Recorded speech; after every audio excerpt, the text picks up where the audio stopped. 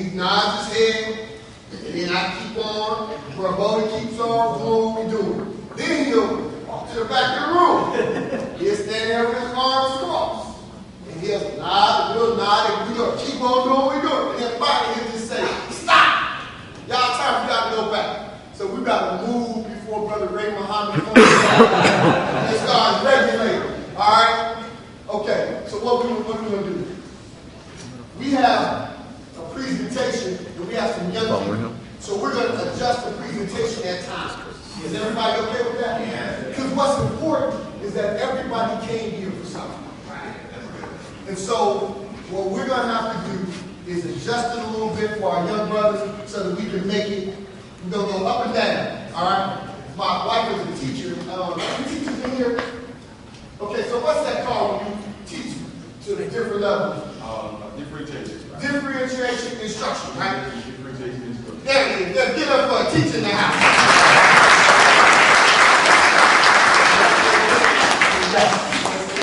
All right, here we go. Let's go to that first slide. Trying to catch me riding dirty. There's no music to that? Y'all know the song? They know the song. How does that go? There we go. So get back in. Rolling. I'm going to have one over white. Alright, so how did it happen? Still go back to that. How does it happen? How do you get pulled over? Right? So I know some of you are a driver. Let me see all the drivers in the house. Put your hand down. Have you ever put your hand down if you've never been stopped by the police? So all of y'all have been stopped by the police. Alright, put your hand up if you never been stopped by the police and you feel like they shouldn't even stop you. Put your hand up. Look around, young people, I want you to look at this. What up? Right? Everybody in here, almost, who drives has had an experience where they felt like they were stopped by the police and they shouldn't have. Put your hands down. So let's look at some of the ways that you can be stopped by the police. And Brother Bodie is I'm going to take one and to give you a quick example, and he'll take one. So let's go through how you get pulled over. Gotcha. So the first one is just a simple, and we have some law enforcement. If you're in law enforcement, throw your hand up. Go ahead. Okay. I just want to recognize my police officers in the house. Police officers, give it up for them. Why y'all clapping so soft for them? I don't like the police. But so let me tell you something. If they invited that snake man, law enforcement, anywhere in this country, I would go. Because if they can get this information and understand, and the reason that these brothers are here is clearly they love black folk. They love and they want to be a positive influence in our community. We know that there are some that are not, but I also know some knuckleheads that are not. Right? So they got a tough job, so we're working with it. So the first move that I've seen is your tag light being out. Does anyone know what your tag light is? Not your tail light. It's a little bitty light. And if it's out, that is a good excuse to pull you over. Everybody understand? So, it defies reality to know someone, and I'm not suggesting that anyone do this, but to know that I've had cases, Brother Bodie has had cases, where somebody carrying pounds of illegal substances, used normally smoked, pounds of it, and they have a tag light out. They get pulled over. That's absurd. Just check your vehicle, anyone driving your car. Just walk around the car and make sure everything's working for you. Teenagers, I'm serious, and parents. Just make sure all your, because you don't want to have your child have this interaction when you can avoid it.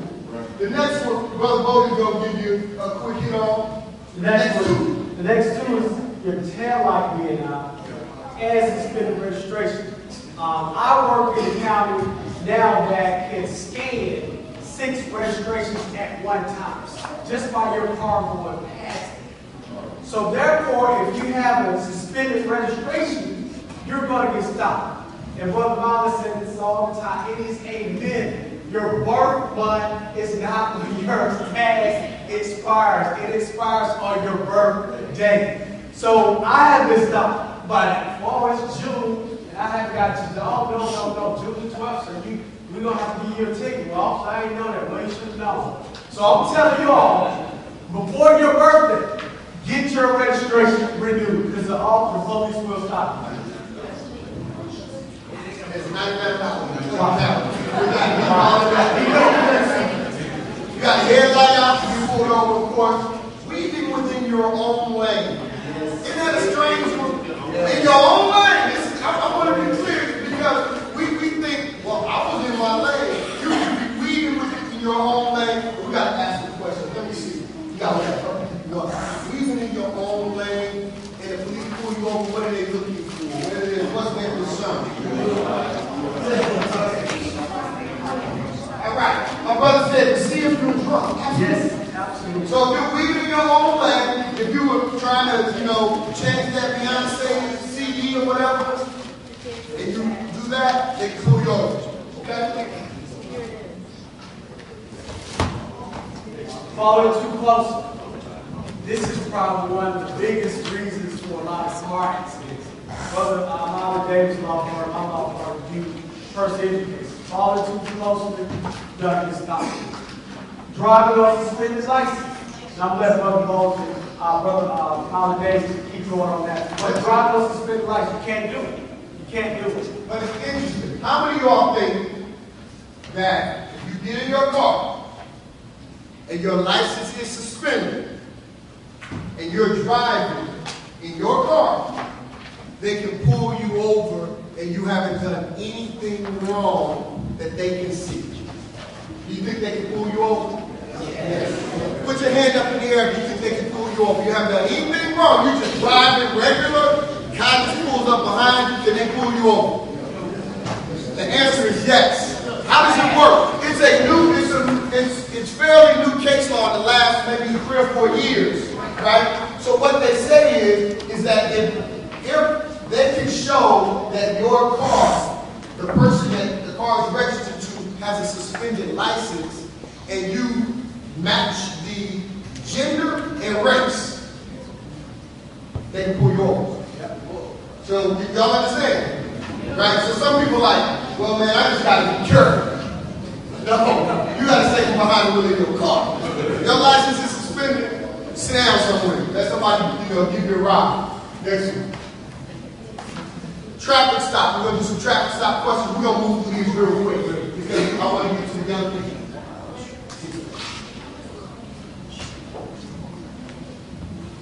When can an officer pull you over?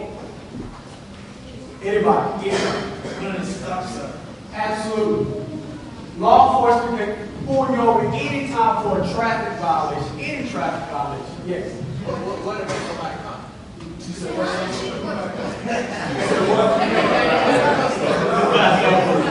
Well, law enforcement can pull you over for any minor traffic infraction. Does the officer have to tell you why they're pulling you over? Let me see. If you believe the officer has to tell you why they're pulling you over, please raise your hand. All right? If you believe they don't have to tell you, please raise your hand. If you just don't know, raise your hand. Some of y'all just looking like, I don't know. That's why I'm here. Okay, so look. They do not have to tell you why they're putting you over. So stop with the, I'm not going to give you my identification until you tell me why you pulled me over.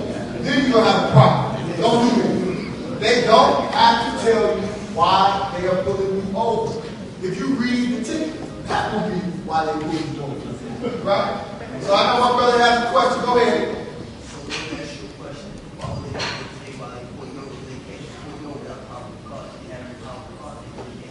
That's a great question. So I'll repeat it.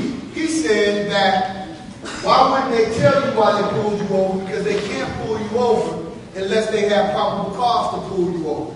And we have found that there are times that they'll pull you over, begin the interaction with you.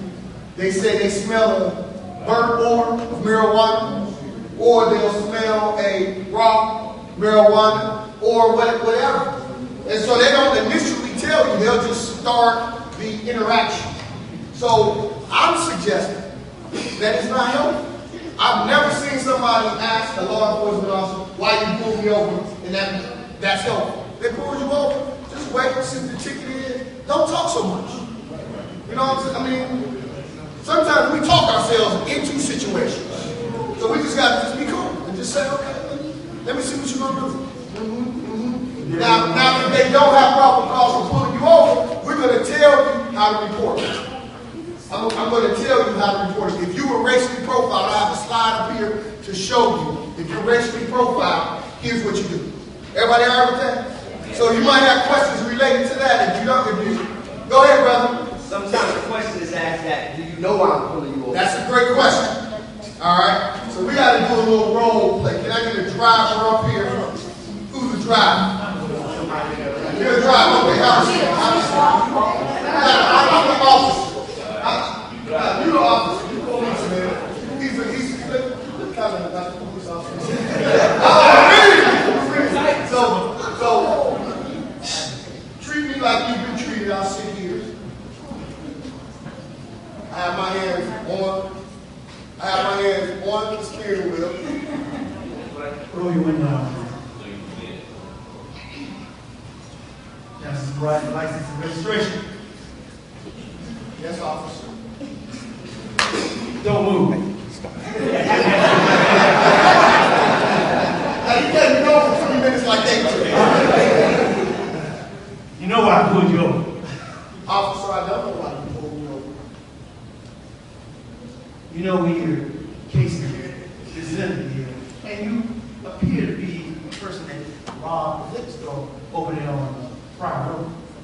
I don't know anything about that, officer. I'm just driving my car. All right, well, keep the registration back. Have a safe day. Thank you very much. Give it up for that. So in response to my brother asked the question, he said, when they ask you, you know why I pulled you over, you never say, oh, because I was speeding? Because I was going 65 in a 45. That's why, officer. No, you just say, no, I don't know, officer. Don't guess. You know, this is the time to guess why they pulled you over. Y'all hold on for 1 second, just for us to make it through a few more. Yes. We're going to come back. Everybody hold your questions. We're going to come back and get them all. I want to make sure we get to our juvenile section before I really do it. If the officers ask you to step out your car, do you have to comply? Yes. If anybody question that, You don't have to. you absolutely have to. Absolutely. Everybody understand? We have had a number of cases. Your case. I had a case in Douglas County 3 years ago. Officer says, you ran a stop sign. She said, no, I didn't. He says, here's your ticket, sign it. She refuses to sign it. So then he says, all right, get out the car. She's like, no, why should I get out the car? Well, you won't sign the ticket. Signing the ticket is not admitting that you're guilty. Everybody understand? Signing the ticket just says, I know when my court date is, and I am saying I'll show up. All right, so let's not make it any more complicated than that. That's all it is. And so she wouldn't get out. What did they do? They smashed the window, they drug her out, and it was a bunch of unnecessary stuff, and then she had to pay legal fees too. So it didn't go well. If you refuse to get out of the vehicle, if it's a lawful command, then they are authorized under the law to use the force necessary. Everybody understand? Hold on 1 second, brother.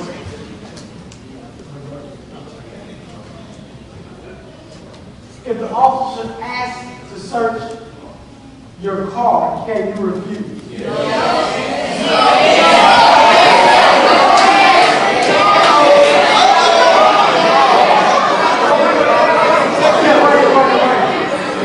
Hold on.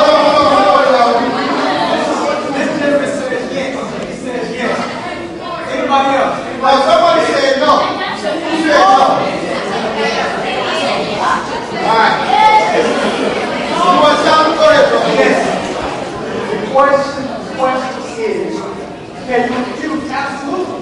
You can refuse.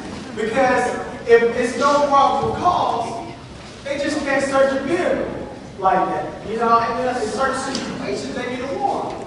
So in that situation, if it's no probable cause, but the officer asks, can I search a vehicle? And you said, yes, you can sit. And the thing is, with consent, you open up your whole car. You might say, oh, you can just look under my seat. No, they're going to look through everything. And so now your whole car going to be gutted out. And they might find a marijuana cigarette or what they call a roach. And that's enough to get you locked up. Not only get you locked up, but at that point in time, under certain situations, they can go further and start searching for more. And they can call the magistrate. And so you get you in a lot of trouble. So always, just say no. My brother here just raised an important point.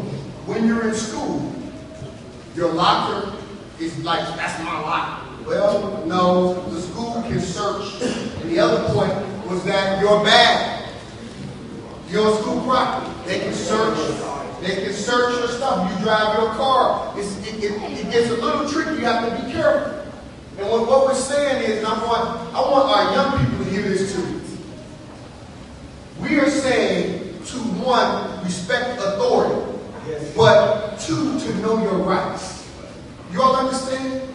I've had too many cases where people said, well, I told them they could search, and I didn't know that my younger brother had been driving the car the night before and left something in there that I had no knowledge of. Just, all you have to do is say no. And people say, well, if I don't have anything to hide, I'm going to just let them search. I don't have anything to hide. And I tell them no. And parents, if you have teenage sons, my son just got his license 3 weeks ago, my oldest son. I'm teaching him how to interact with the police, and we have to do role play. Yes. Right? Because what we don't want is to create a situation where we put your young life in jeopardy because you want to try to, no, we just want you to get home safe. You all understand? Everybody understand? Right? That officer is trying to get home safely. Right? And so no officer is like, I want to be involved in an officer shooting today. It's not good for anybody. So you just have to think and be careful with your decision making. Go catch your brother here.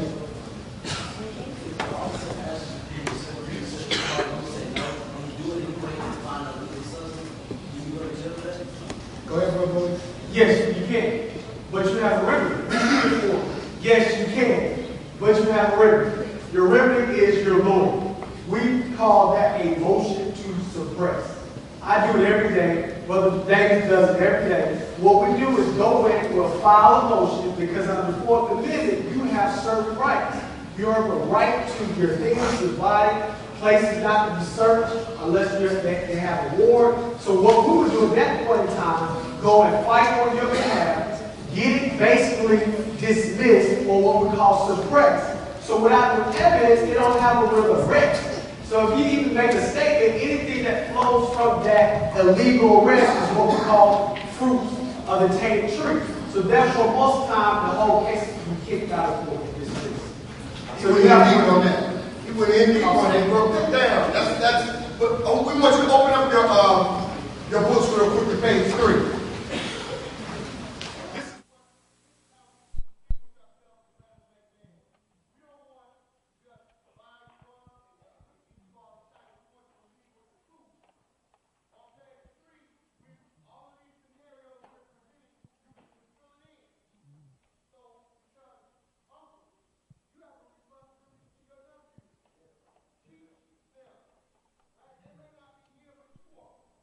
Information, go back to them and say, yo, I need to sit down with y'all after the Hawks beat the Patriots. I need you to come sit over here with me. Now I think they're gonna win. So you understand? Brother right here, let me That's a great question. The question was, how do you verify your word against the officer's word when you said no? In a lot of places now, it's being audio recorded. So be very clear. You can't say, well, I don't think so, or kind of. We need to speak up like men and women and say, no, officer, I am not. Let's just try it, shall we? No. I am not consenting to a search. You just empowered your young people for something, right?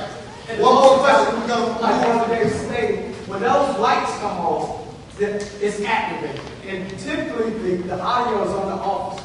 So when the blue lights come on, you need to be cognizant of what you're saying. Because you're rolling, you're on tape. Yes, sir.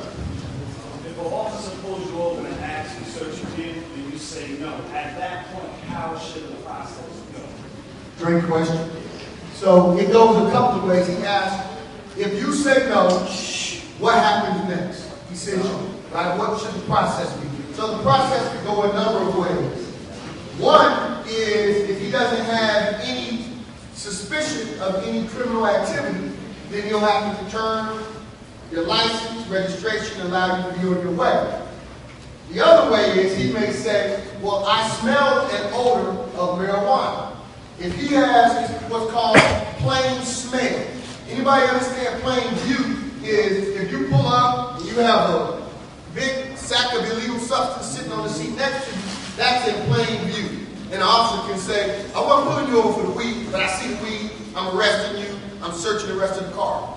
Plain smell is, I wasn't pulling you over because I thought you were smoking marijuana, but when I got in the car, I could smell marijuana, and so that gives him a basis to search your vehicle, right?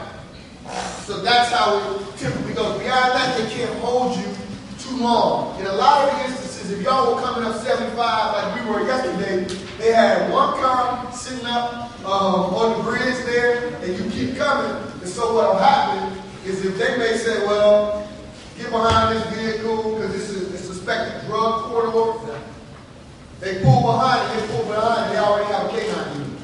And so they walk the dog around the vehicle, and if it scratches and sniffs, then they have a basis to search. All right? Everybody good? All right. You learning something? Are you learning something? Yeah. All right. Thank you. Officer? No, you got it. Okay. See, I was very responsive to it. Because you can capture it. Yes, sir. Well, if the K9, like doing cases all day, I get the K9 license. Oh, great. From Bodie. Oh, man. You hit it on the head. I've done a lot of cases dealing with K9. And when the K9 hits the car, they call that a hit. And so that hit now gives officers probable cause to search a vehicle, even without a warrant. Because that dog is certified. It goes with national certification, the whole nine. So his nose is trained to smell whatever substance he's looking for. So what we do is we challenge the dog. And it's even case law that states that sometimes the dog handler can jerk the chain and make the dog alert on the car without even smelling marijuana. So, or cocaine. So we go through all those steps. It's a lot of law down there. All right. We told you that if you have a situation where you feel like, man, there was no reason for this officer to pull me over. And what he put me through, this is just, it has to be about race or some other reason, some unlawful reason. Just hit you real quick with how you deal with it. So the first thing you do is, if you can, get their name and badge number without escalating the situation, then do that.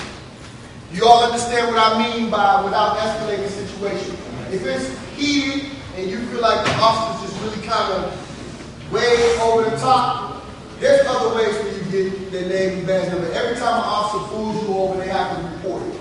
And all you have to do is the next day, you can say, look, I was pulled over at this location at this time. I'd like to know who that officer was, and you can go through that process. But if you can, just say, hey, officer, you mind, what's your name, sir? Just say, what's your name? Like he's asking your name. You don't have to be confrontational. You have to be immediate. Don't say, I know my rights. Cool. I went to legislate, man. Be cool. Don't do that. Don't do that. You have everybody mad at legislate. So then, get the information if you can. And name and badge number if possible. The next thing you do is I suggest that you consult with an attorney. We practice civil rights law in our law firm. And it's really for us, we've been doing it, we just really added it as a practice area. And it is a real tricky area of the law. But we've had success this year in a couple of what are called false imprisonment cases where people were actually detained that shouldn't have been detained. One of them by a big store. I can't call the name of it because we have a confidentiality agreement. But it's a store. They looked at somebody's receipt. They thought the receipt was fraudulent, and it wasn't. And they got those folks locked up for a minute. And so they had to resolve that case with us. But consult with an attorney, and you have to ask the question. Attorneys are like doctors. We specialize in stuff. You wouldn't go to a cardiologist, right? I mean, would you go to a podiatrist? One of you young people, tell me what a podiatrist is. All right, one of you young people, y'all like, I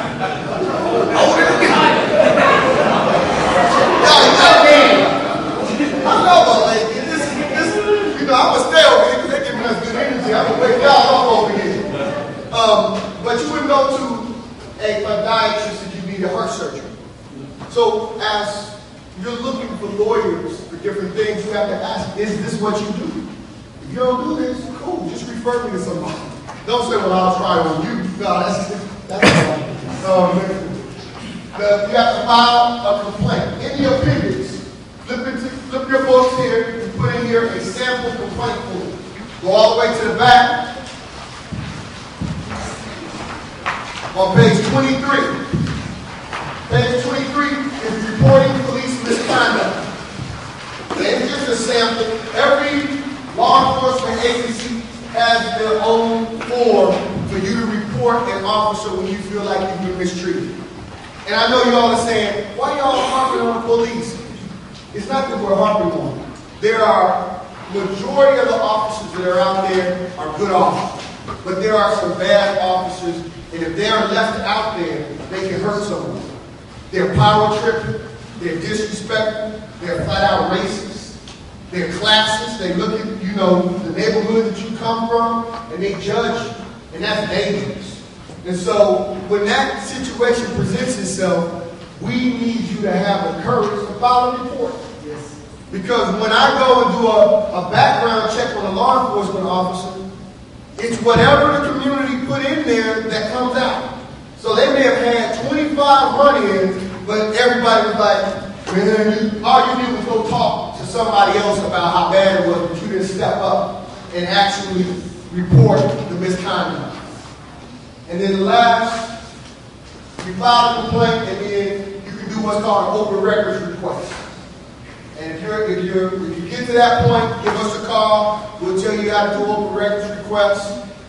Do an open records request, and basically, we want to know you investigated and what your investigation involved. Who all did you talk to? Give us more information. That's the way of dealing with what you believe is racial profiling. It's not on the roadway arguing back and forth. You only pulled me over because of this. Don't do that. We have to be more sophisticated and intelligent than that. Okay? All right. Quick one. At what point when talking to the police, what should they consider if it's not true? At what point when you're talking to the police and you just feel like they're not telling you the truth, it's a lie. When you say a lie, when you say something is not true, at what point is it considered legal? All legal. That's a good question. If you write a formal statement, that's fine, and it's a lie. You can be held criminally liable for that. If it's a false statement, if you are asked for your name, don't give a false name. That's another, people are driving and they shouldn't be, and then they try to give, their cousin's name or their brother's name. That's a lie. That's criminal. And the problem is you end up catching another case. So you don't want to do that. So you just have to be very careful with how you move. I would say rather than tell the police something that you know is not true, don't say anything at all. Just be quiet. Say, I've got a great attorney by the name of William Bodie, and I want to talk to him before I say anything else to you all. All right? Go ahead, Brother Bodie. Now, we already talked about this a little bit before, but I want to bring another ditch to it. If the officer decides to search your car without your permission, can you prevent him from searching? No, absolutely no. One of the reasons why, this is an extreme circumstance, but one of the reasons why is that you are now possibly obstructing justice, and you are obstructing an investigation. So you can be charged with a criminal crime in certain cases if you stop the police from doing what they are entitled to do. You fight that battle in court. Let your lawyer deal with it. Because it's been situations where not only the driver, but the passenger wants to get involved and get it, and you can catch a charge as well. And you might not even know what's going on. No police, you going to get out of the way? No. Obstruction. So you cannot do that. When do the police have to read you your rights? Okay, no. Let's be real clear. The police does not have to read you your rights unless it's come over here and see what. okay, yeah, okay, what you have to say? What you think? Right now. Okay, when you get arrested. Okay. Who else? Yeah. Oh, that's a good one. Put in handcuffs. Yeah. Oh, no. Basically, what they ask you to do. Yes, back there. Oh, man. What's your name, bro? Stand up. He said interrogate. Interrogate. That's a vocabulary word, brother. Get it up. He is absolutely right. The police can question you at any point in time they want to, but they don't have to read you your rights just because they're arrested. If they're not asking you what we call testimonial questions that can be used against you at a court of law in trial, they don't have to read you your rights. But if they have you in what we call a custodial situation, i.e. the police interview room, or you're in the backseat of a police car, or you're on the curb with handcuffs on you, do not feel like you're free to leave, that's what we call a custodial interrogation. At that point in time, your Miranda rights have to be read so you won't make any incriminating statements against yourself. Thank you, man. That's a good answer.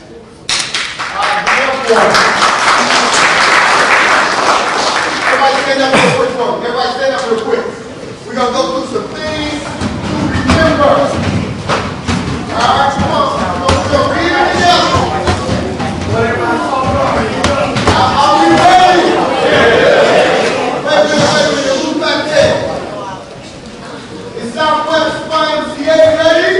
Oh, man. Who else sound ready? Let's try one more time. Southwest YMCA, who ready? Is High School ready? Is Next Level Leadership Academy ready? Are the Masons ready? Are the Q Goals ready?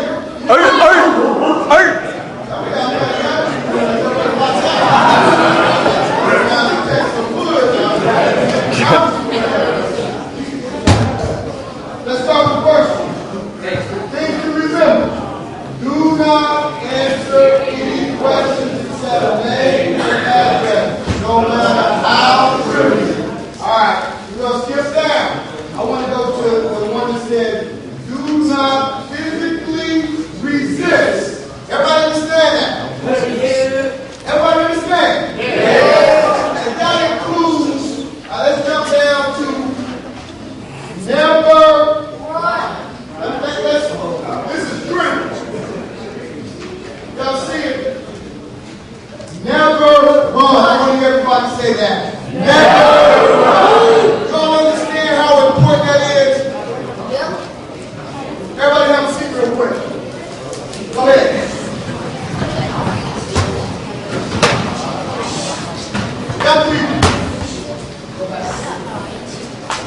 Young people, I want you to hear this. This is important.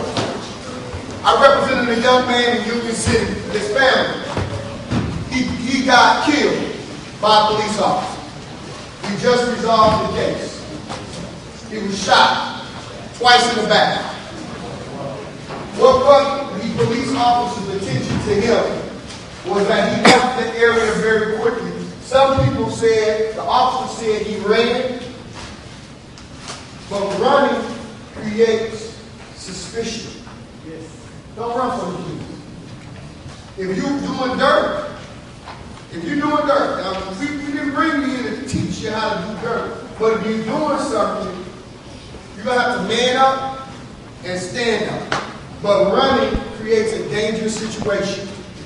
I just represented a young man, 13 years old, who was involved in a burglary of a house down in Clayton County. Some of y'all remember this case. And he had a BB gun. And he ran out. And the officer couldn't distinguish, the officer's testimonies, he couldn't distinguish it whether it was a real or fake gun. And this 13-year-old, he shot him. He shot him in the head. He died. So if you don't get anything else out of what we're sharing, stop running. Don't run from the police, right? Because it's dangerous. Because you could be running with a cell phone in your hand. And they'll say, oh, I thought it was a gun. And both of those officers that I'm talking about were not criminally prosecuted. Y'all understand, young people? Y'all understand, young people? Yes, sir. We're teaching you all, first of all, don't break the law. But secondly, if you're involved in some stuff and you get scared, don't run. Because it's dangerous. And we just want, I would rather come get you out of trouble, out of detention center or wherever, than to be going to your funeral. Y'all understand? Because what the training is for police officers is action and not reaction. What's that mean? What that means is they can't wait to see whether or not you're going to turn around and square up on them. If you have something that looks like a gun, their training is to act first so they can make it home to their family. Y'all understand? Young people, y'all understand? And I'm telling you, I used to be a runner. Be like, man, just, you hear the sirens and start running. Y'all, some of the old folks know about what I'm talking about. You just start running. It's like, you running, your buddy running, y'all look, why are you running? I don't know. I don't know why you running. I thought I heard the siren. I thought I heard one too. We just running. Police ain't even thinking about it. We just running through the neighborhood. So this is important. We want to get a couple statements. Brother Cody, we're going to do the first one. I think we already did. I do not consent to a search. Can we say that one more time together? I do not consent to a search. Like a clock. And then when you're stopped, the question is, am I free to go? Right? They stop you and now we're like a young person that has ever been walking down the street and you were just stopped by a police officer. Come on, FSU. Come on up, people and all that FSU stuff. Knowing that y'all ain't gonna win another national championship. How you doing, brother? You been stopped by the police? Walking? Tell the folk what you experienced. So they stopped me and they were like, do you have your ID? How old are you? Okay. Put the mic on and tell them. Alright, so I was thinking, they thought me said, do I have my ID? I said, well, yeah, that's my age. And then I said 16. So if you were 17, you have to take you to the just talked to me and said, if you go in the house, you can have your ID, either a real ID, state ID, or a school ID. And you were just walking down the street. Was it after late? Y'all think that was a good stop? No. So let's talk about this. So when they come up to this brother, what's your name? Jordan. So when they come up to Jordan and they say, and I'm going to demonstrate on Brother Bo, right? So they come up to Jordan to make sure I'm doing this right. Hey, young man, stop me a second. They get out the police car. They come up to you on foot. All right. But one came up on you. Hey, you got your ID with you. At this point, is he under arrest? No. What could he do? He said, show what you can do. All right. He says, am I free to go? He asks the question. He doesn't go running off. He just asks the question, am I free to go? And he also says, well, where's your ID? Officer, my mom always told me as an officer, if I had better go, I would free go. All right. You all, empower your young people and have them blame it on you. Like I'm telling my son, you don't let anybody search the car, then I'm putting gas in it. You just tell them, when they ask, they say, my father won't let me allow anybody to search our car. I'm sorry, officer. So they get mad at me, right? That's how we have to do it. Give it up for Jordan.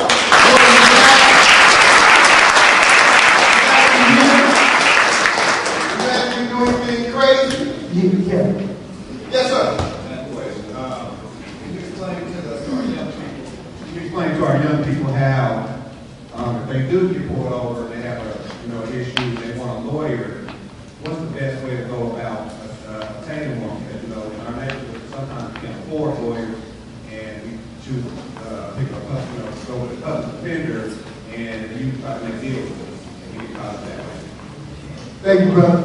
Brother Bo, you want to share your experiences, and this is important because Brother Bo was in the public defender's office, so you got to see the good, bad, and ugly. And the thing is, public defenders, I want to put that are lawyers. They have to have a state bar like any other lawyer. The thing is, when you're a public defender, you can be the best public defender you can possibly be, but the realistic side of it is that you have a high case load. When I was in 14 County and I left with like 354 felony cases. So it's kind of hard for you to get to everything, but what you can get to, you're going to be your very best. So I will tell you, you have the resources to hire what you can.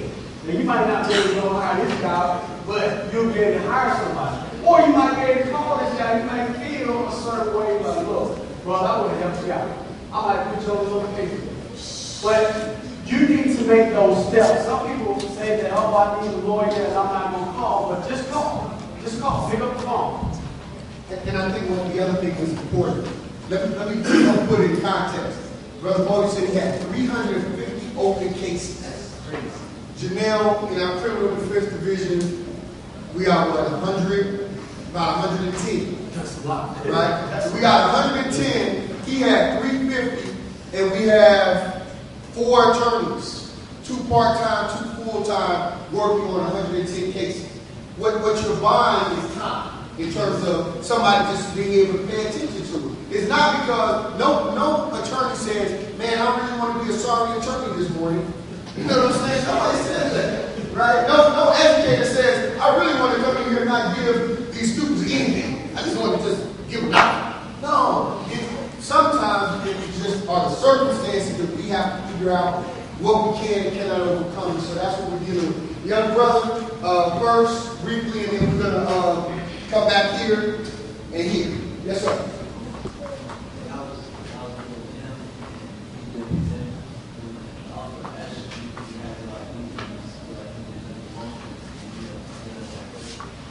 Good question.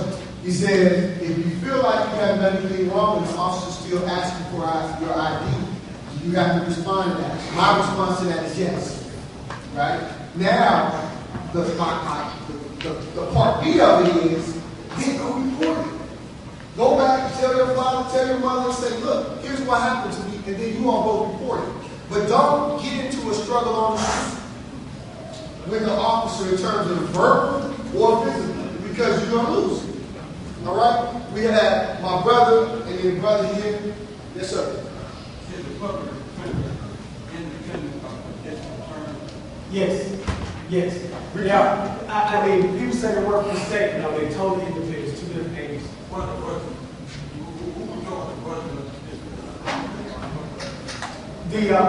Who controls the budget? The state. The legislators. They control the budget. It's funded like any other state agency. It's called the Georgia Public Defender Standards Council. So the lawmakers on the Hill and the 9 have to make a budget for them like they make a budget for any other department on the state system. Yes, my brother. Yeah, I think it's a situation similar to Georgia. Yeah. Started off, I was at home with a 17 years ago, teenagers. And the officer rode down the street, we stopped, we was looking at him. He said, get out of the street so I can get you down. I said, everybody can see in my yard, so they can't mess with me. We ride down the street, next thing you turn another officer meets them at my house. They get out. So they're asking us questions. I'm like, excuse me, sir. I'm asking, I was supposed to be saying, what is the XP? What did you do wrong? Do you have God? Yes, I do. So here's my name right here. This is my name. This is my address. This is where we are. I don't understand what you want. He said, can you search it? I told him no. And both of the officers attacked me. I ended up going to jail and ended up on probation. Where county? There you go.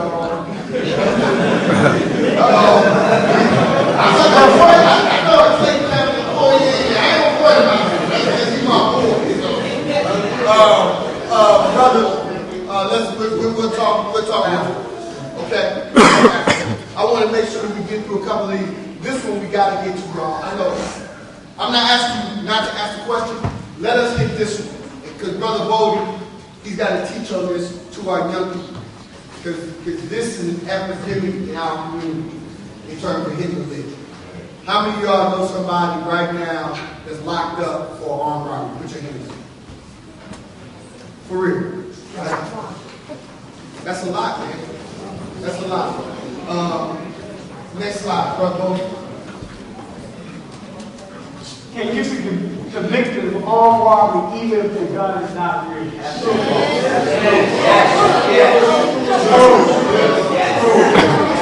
have a pistol that's this color, and you shove it in the clerk's face at the local gas station. QT, you will be charged and possibly convicted of armed robbery. So it's absolutely true. Next slide.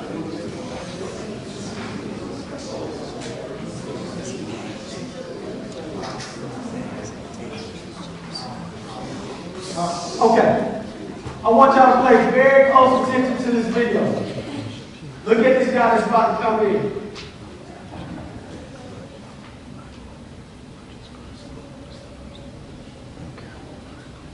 What is he doing? On his cell phone. Okay, so is he participating? Yeah. Okay. So we say gay on this side, gay on this side. Okay. This is what I call, or what the state calls, a party to a crime. He is obviously on the cell phone. He probably is either the lookout or the crew leader or the gang leader. So he's on the cell phone, he's there. Guns are being shoved in people's faces so he can be convicted just like Trinity.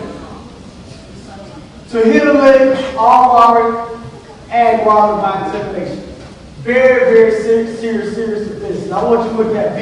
A person convicted of the offense of armed robbery shall be punished by death or imprisonment for life by imprisonment for not less than 10 years, no more than 20 years. Okay, I want y'all to be real crystal clear because I'm about to go into a session that is very powerful for the young men. Turn to page 12 for him, please. Everybody turn to page 12. We want you to take this home. We want you to take this back to the Y, back to the academy, back to your school. That's why we put it in here. You can make photocopies of this. In here is the law that Brother Bodie is just talking about that lays out armed robberies, and we have highlighted. You have to tell your friends, dude, an armed robbery is a mandatory minimum of 10 years in prison. Does everybody understand? Put 10 up in the air. Let's just do that. Come on, wake my man up. Put your hands up, Doc. Put him up. Hold him up. Wake him up. Get his hands up in the air. Get up, Doc. Come on, brother. Put your hands up. Put both your hands up. Put both of them. Not one. Just hold him there for a little bit for me. Let's hold him. I know it's not comfortable. Put your hands up. This is what we're seeing when we go into court. When Brother Bodie and I go into court, we are seeing 17-year-olds. I got a 16-year-old right now facing this. This, as a mandatory minimum. If he gets lucky, he spends 10 years in prison. Every single day. No probation, no parole. Keep him up. It's an uncomfortable position.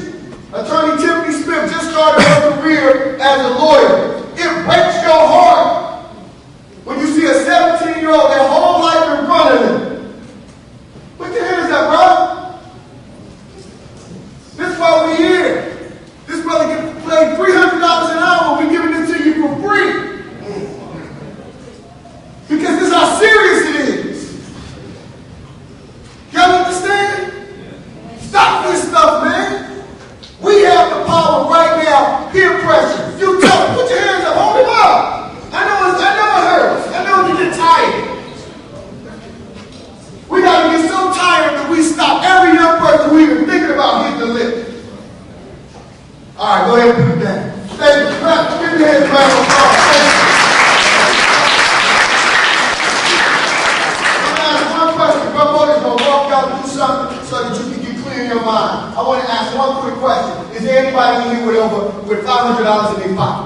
Put your hand up. Anybody with 500? Okay, I got one.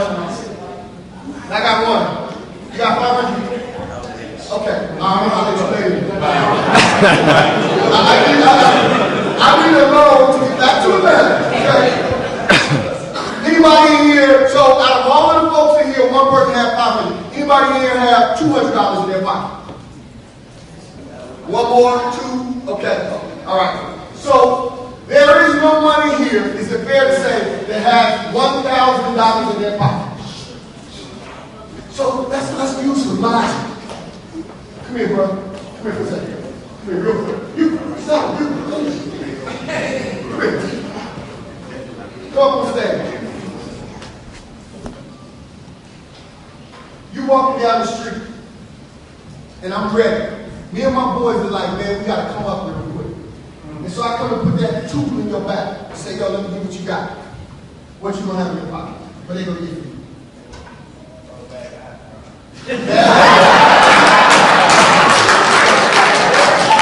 Anybody want to go here, go to prison for 10 years for his bag of hot rods? That's crazy, right? Now, he may have even had a cell phone on it. How much do you get when you put the cell phone in the machine now? Depending on how old it is. Depending on how old. What's the most you get? $100. Is it worth you risking 10 years of your life for $100? No. Alright, everybody clear about that? Is hitting a lick a good hustle? No. Wait a minute. Let me get everybody. Is hitting a lick a good hustle? No. Thank you, my brother. I appreciate it. Make plays what it looks like if you hit a lick you can get caught, because everybody gets caught. So like on armed robbery, 17 years old, you go in. 27-year-old, you coming out. Alright? I want to be crystal clear. Armed robbery in the state of Georgia, you would do every day of that 10 years. And that's a minimum. That's if the judge is light. And so I'm going to give you 10 years to serve. But if the judge said, I'm going to give you 20 years to serve, how long do you think you have to serve that 20 years? 90% of whatever 20 years is, you will be in prison. 18 years. It's 18 years. So I want to start the slide. Prom. You're 17 years old. 17 years old. So when you go in for your first hit of liquor, you get caught. You're 17. So you missed the prom. The prom is done.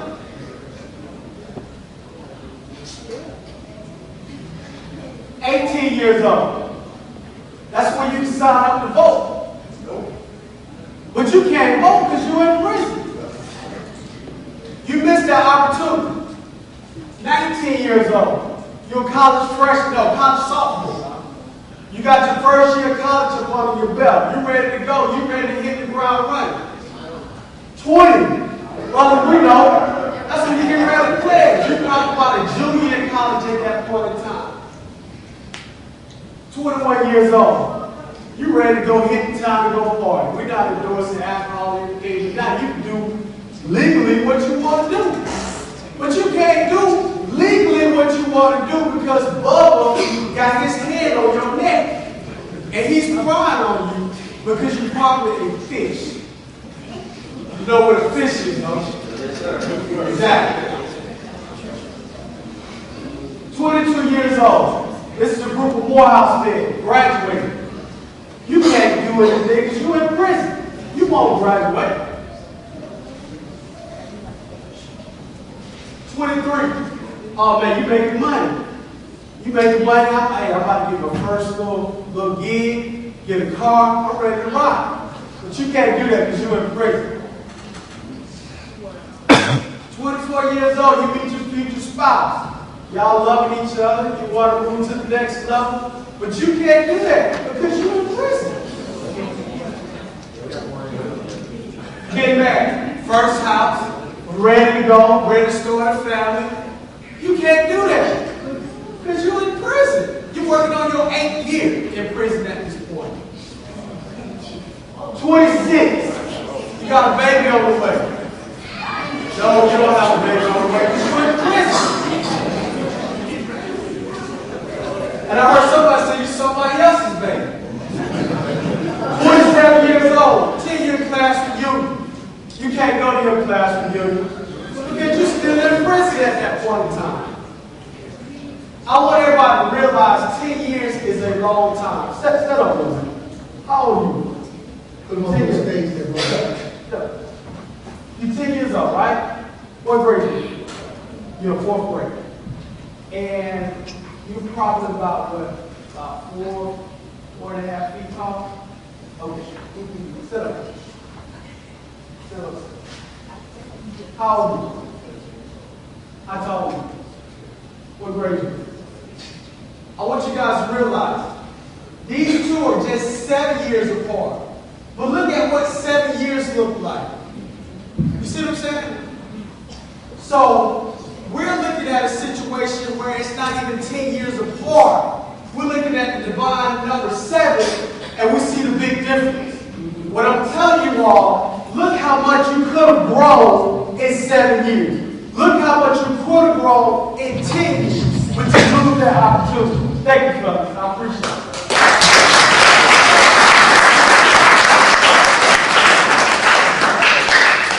We're going to do something real quick. We have a brother here, Johnny Strowman. He wanted to just share something with y'all. Stand up for us, coach, if you will. Just step out here so folks can see. See, we're here at Letters Make Fair because we're asking men to be courageous, to step out on faith and say that I'm willing to try to share my story and do something different in order to try to save a young person. Can you tell these young people what you just shared with me? Well, you know, when I'm 10 years old, around this young man's size, 10-year-old, this came on them. I was through. I went through when I was 10 years old, in 1968. I did 46 years in prison. Wow. I just got out last July. I'm still waiting electronic monitor right now. None of y'all young guys. Step up on the stage. We want y'all to shoot this. None of y'all young guys going wrong out here inside. And then you know you better stop. What this man is talking about right here, he kind of hit me. I'm just see that. You know, in prison, you learn a lot of things. You learn law in prison. You know, you learn how to get out of prison. You learn a lot of things when you go in prison. But a lot of people that go in prison don't make it out. I was one of them guys that went in that couldn't make it out. You know what I mean? I went to go to school. I stayed in trouble. I did armed robbery. All that stuff he had up there, I did. Armed robbery, robbery, intimidation, and he just loaded that time on. So when I got in there, I just gave up. You know, I feel like, you know, I'm going to never get out, so I just started raising hell in the road. You know what I mean? I started stabbing the office, beating up the officer, beating up the police, doing everything. You know, so what? After 28 years, I went to Greenville State Prison for 28 years. I was 20 years old when I first went out of Alto. I was 13 years old when I went to Alto. I stayed in Alto in 1979. I went to Greenville. I stayed in Greenville 28 years. Around some of the most dangerous inmates in the state of Georgia. So I had to make a choice right then. How you going to be one of the toughest in the chain gang? I was going to be one of the weakest. And I chose to be one of the toughest. You know what I mean? But being a tough guy, bro, it don't mean nothing. You know? You gonna always have somebody gonna be a little tougher than you. Somebody gonna want to take your reputation. You know what I mean? So if you go in, you don't listen to what your mom and dad are teaching you. You don't go to school. I went to school, when I went to prison with an IQ of 62. I stayed in prison all them years. I educated myself in prison. In 2005, I went back to school. I took my high school diploma, passed. I went on 2013, went to Middle Georgia Tech, took up Bakery, got 800-hour credit, graduated. Came out of prison in 2000.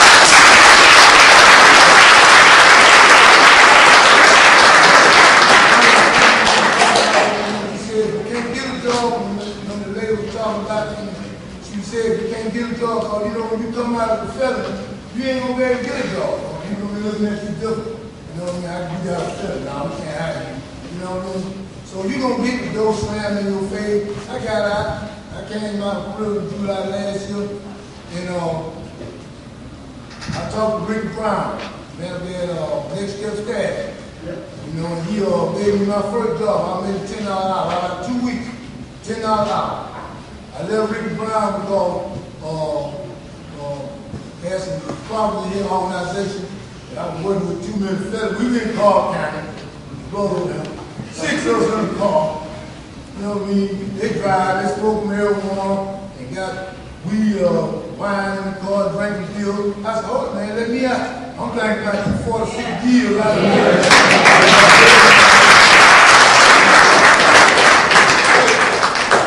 When you see y'all kids, brother, around the crowd,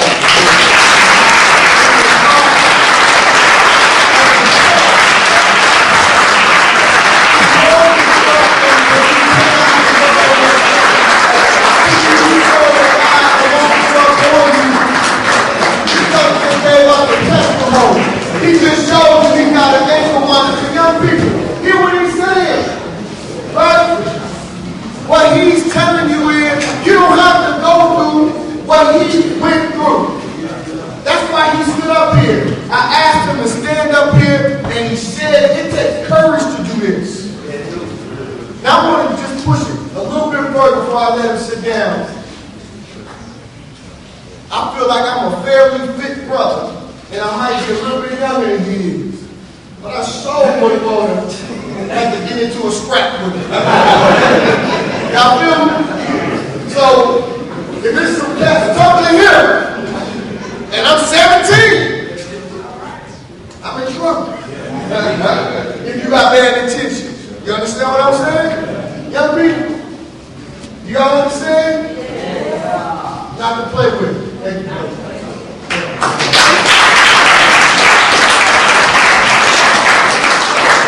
I was getting in this situation sometimes. We're going to let you get a little something from these kids from Margo play. The art of peer pressure. Look, that's your boy. He knows that. Y'all already kicked them off? Who had heard of kicked them off? See, I'm checking y'all now, my more senior brothers. Y'all heard of Kendrick Lamar? Y'all better. I know y'all heard of Frankie Family and These 2 words is real quick, and we go jump. Turn it up a little bit.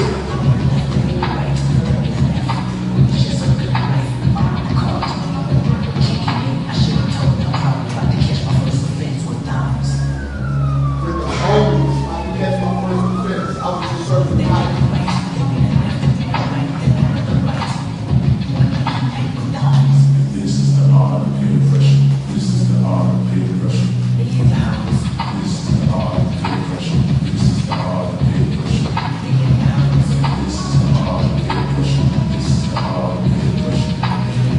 Peer pressure.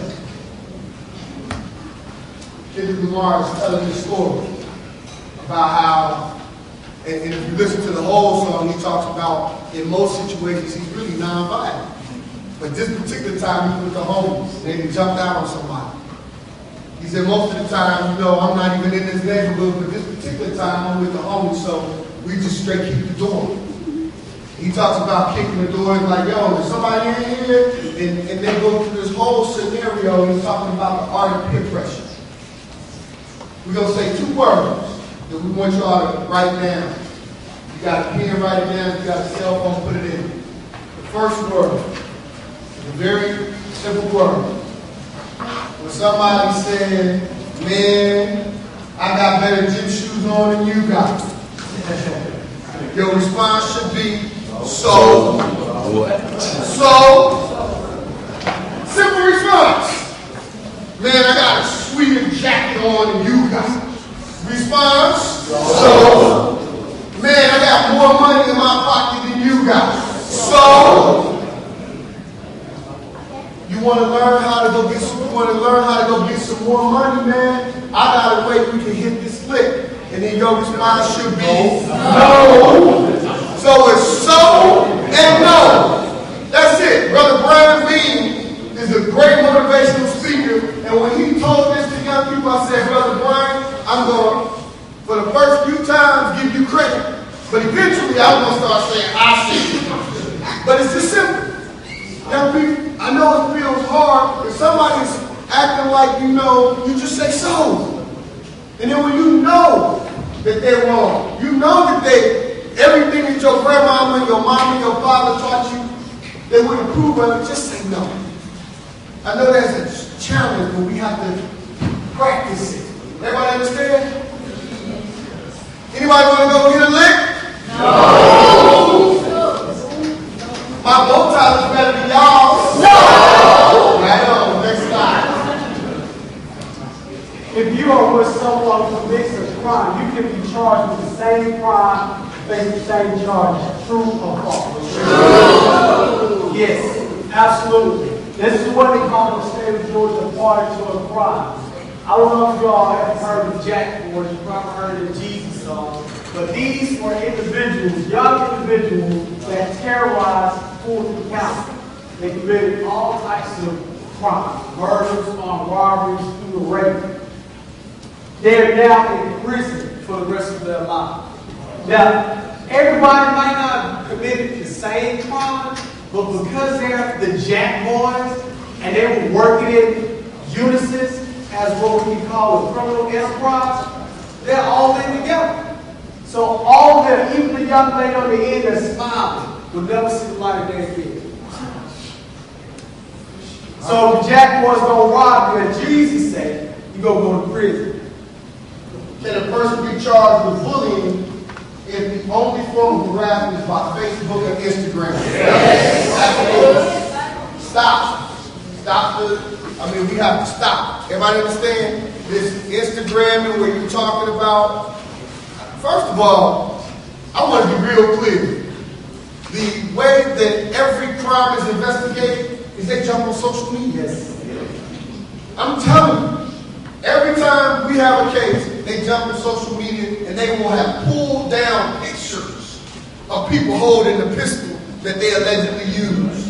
The case we're in right now, where there was an armed robbery of the shoe store on Peter Street, the way they tracked some of the clothes that was stolen, $18,000 worth of fly clothes, they had them all on Facebook and Instagram. Come on. That's just crazy. They rocking it like, and it's like, everything you got on stolen, dude, from head to toe. What you doing? That's social media. We have any college administrators in here? Anybody work with college? Anybody work with jobs where you hire somebody? I'll tell you, in college, applications and jobs, they're jumping on your social media. Y'all understand that, young people? They will look at your social media and decide whether or not you're somebody that they want to have in their school or in their organization. Social media, it can be fun to stay connected, but it can be very dangerous if you're reckless with it. Treat it as if everything you say will be forwarded straight to your mama, and you're going to be all right. Right? If you're able to put it on, and your mother reads it and you're cool, then you're going to be okay. In most instances. Yeah, I want to add something. One of the days was one of the best. We actually had a trafficking case down in Clayton County where his client and my client, they all there making a rap video, it's all about this. They got drugs and guns and the whole nine. My other client was living that life in prison. But this guy is so smart that he would have got some guy that said he's a Southern expert on rap, and his I was able to get him this bitch. That was about to get him. This is what bullying can get you. What's going to happen? Who's getting bullied?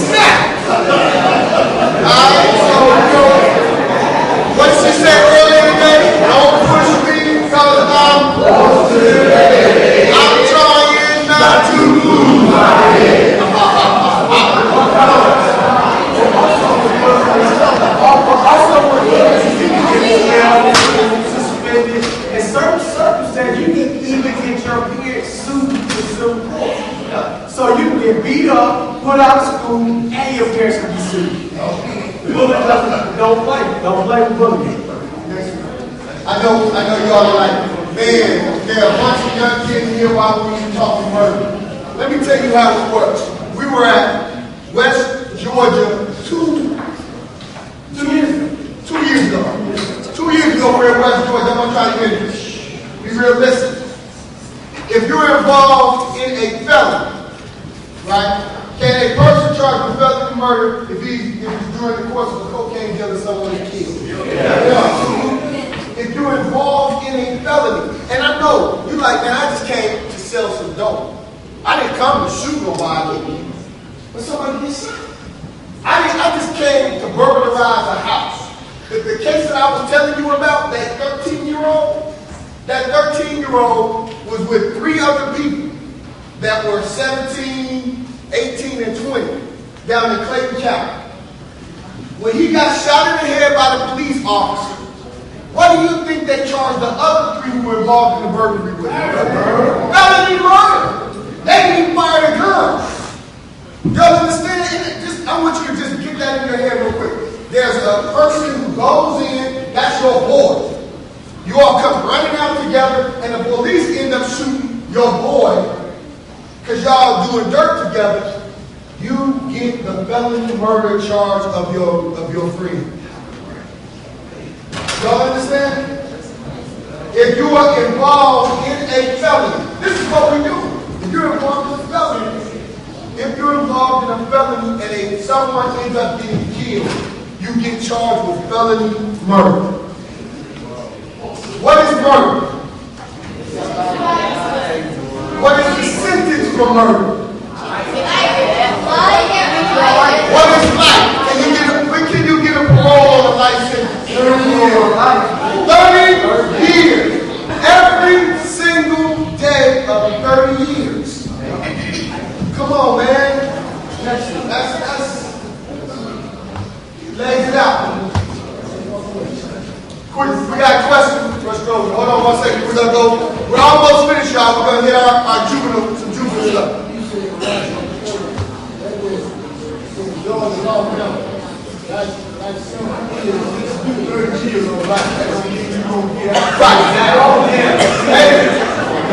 Listen. Brother Strozier just made a good point. The point he made was life. The minimum is 30. After 30, you still may not get out. It's not like, oh, it's 30, I get to walk out. You still may not get to get out. We're going to do these juvenile slides, and then we're going to be done. Brother Bodie has our first one. Who can elect to sit an SB 440 case to juvenile court prior to indictment?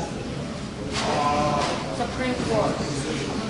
Let's do it this way. On this side, I want you to answer from this side. Brother Bodie, you got the middle.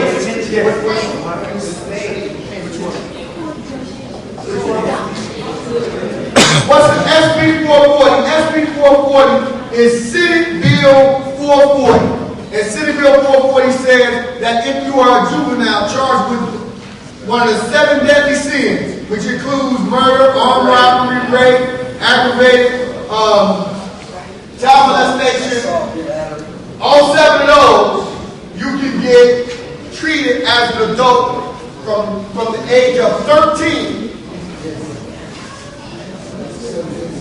7 deadly sins, right? So who do y'all think? Which one of these is correct? What did you say? Say it again. All right, I got an answer over here. What you got over here? Anybody got an answer? Say DA. DA. The DA is the only one that can make that call. Send it to juvenile. If you steal over $1,500 worth of merchandise from a store, they can charge you with felony. Well, go now. True. True. It's absolutely true. Absolutely. Can you be arrested for telling someone you would kill them over the telephone?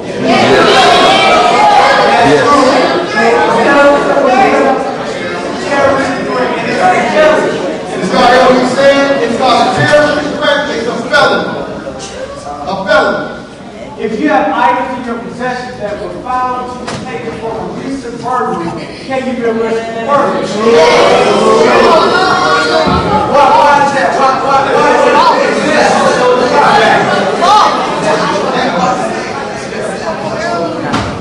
So he asked money, he bought the same thing. Let me tell you how it works. If you want something that is stolen, you're like, hey man, that's a good deal. I'm going to get that flat screen for $50. You should know by the price it's stolen. That is against the law. Hey, you all see him? Who is that? Who is that? Ray Mohammed. Brother Ray Mohammed.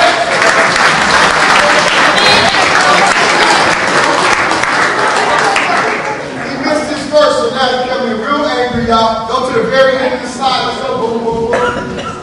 Collateral consequences. So I'm ready to see these collateral consequences. You lose your right to vote. You carry a firearm and possible financial aid in school. When you get a felony. We're going to stop, and we want to say this to you. Thank you. We want you, every child that's here, we're gonna go back over to the gym, we're going to have lunch, but every child that's here, I want you to go up to the person. Hold on, stop the slide. Stop, have a seat. What they say? They said, more important than sacrifice is what? Obedience. So I know Brother Ray came in here, but God sent us here. So we got to finish something. So I want every young person in here to hear this. Just stop. Stay still for a second. Stop moving. Just stop for a second. Every young person here, I want you to go up to whoever brought you here, including the bus driver, the van driver, the car driver. I want you to shake their hand. And I want you to say thank you to them. Because I want to tell you that there was a time in my life. There was a time in my life that I faced prison. Y'all understand? We're one bad decision away from our life being changed forever. And I want every adult man here to know that you are the model of Let Us Make Man. Let Us Make Man is nothing without the men that are in this room and the women that are in this room that brought these young people. We'd be up here talking to ourselves if it weren't for you. So we thank you. We hope that you learned something. We want you to take this book and go through it from front to back. Read it like your life depended on it, because the young people in our community, your lives do depend on it.